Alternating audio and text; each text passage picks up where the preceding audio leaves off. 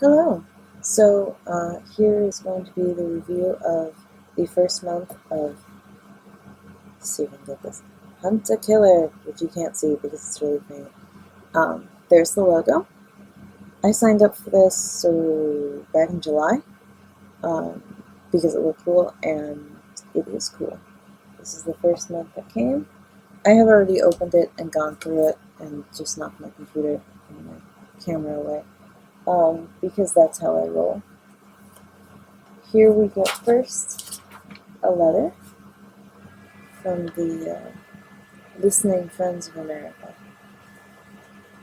Uh, it starts off really, really neat, I think, for a subscription with basically a ongoing mystery.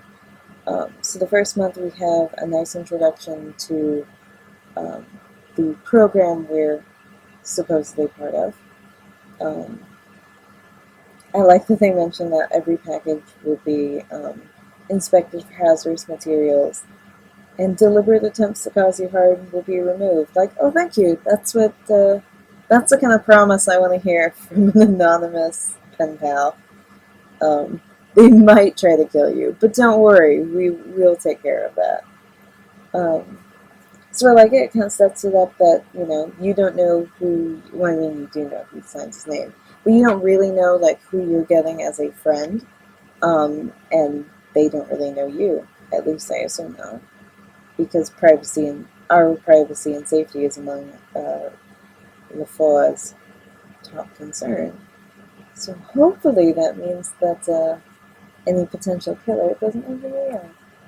So then I opened this lovely envelope. I won't show you the front because it has my name, and nobody knows my name. It's like the opposite of Cheers, but with all where nobody knows my name. And I get a letter from. Let me see if I can make that zoom in. No, it doesn't. Oh, there it goes. Friend. Wow. An envelope that has been sealed and ripped open. Uh, I can only assume this is because LaFoa, our friends, listening friends, was suspicious that there might be something hazardous to our health. That's my swag. And now we have a typewritten letter from our friend, John William James. And very verbose, very, what's the word? Sort of a flowery language in that he's trying to, it seems like the more words, the more you distract from what he's trying to say, which is the thrill of the hunt. The thrill of the hunt apparently being curiosity. What's interesting, and it's interesting especially once I look through it, is one of the things that keeps getting mentioned is leaky pipes. Leaky pipe carries more water. Um, to the majority of those behind those behind desks making decisions, breaks and leaks are more likely to show depression. Um, but it goes on from leaky pipes to a hunter stalks his prey and gets inside its head. Um, in a way, hunting for knowledge, as in being, extremely curious. On the other, a little terrifying. Perhaps I do know something, or I could know nothing of any value.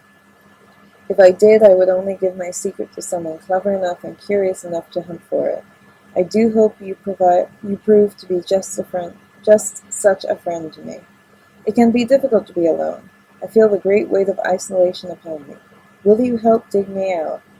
And I find all these phrases very telling, especially because, as we put that away, we get to an article, a scanned article with plenty of redacted spots, not just in names, but occasionally in the middle of sentences, which is always interesting.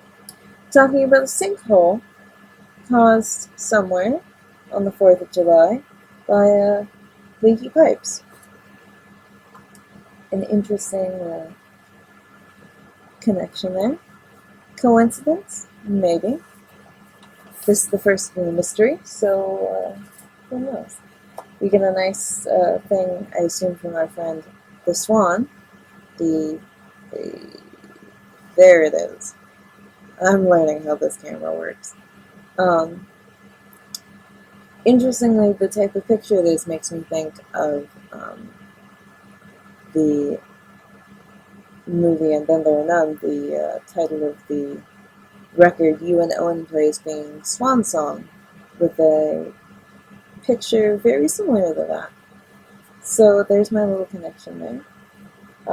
It says nothing else. It does nothing else. We also got a little Dixie cup.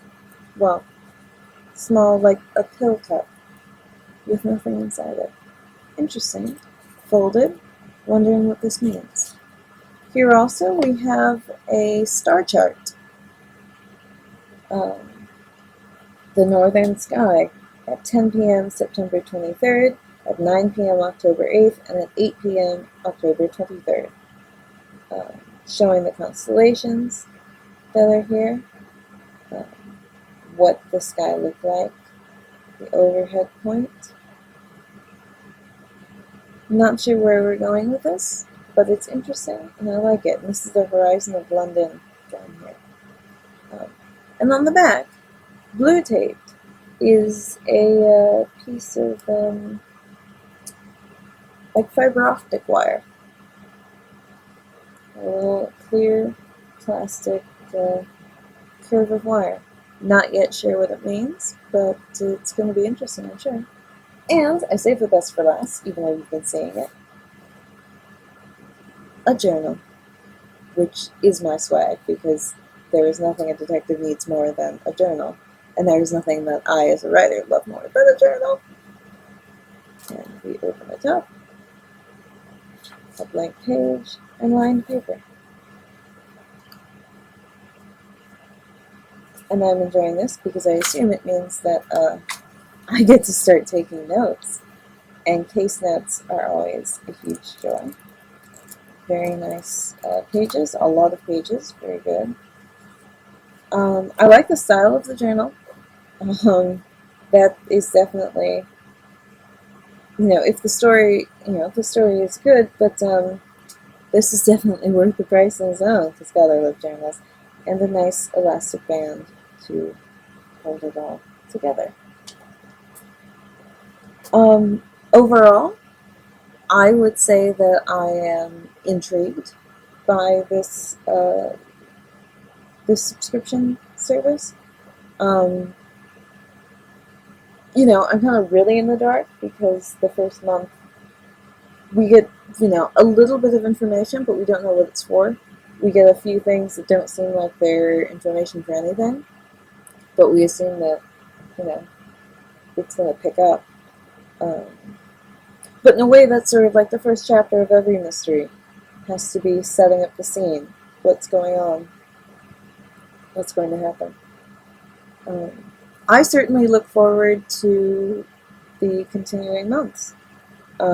Seeing what comes, what sort of mystery we're going to be solving, what sort of things our friend is going to be writing to us. If we get any more communication from the actual listening Friends of America, because I always find that, corporate letters type of thing are always very interesting in a mystery setting like this. I'm excited. I am thrilled. And I'm definitely going to enjoy this subscription service.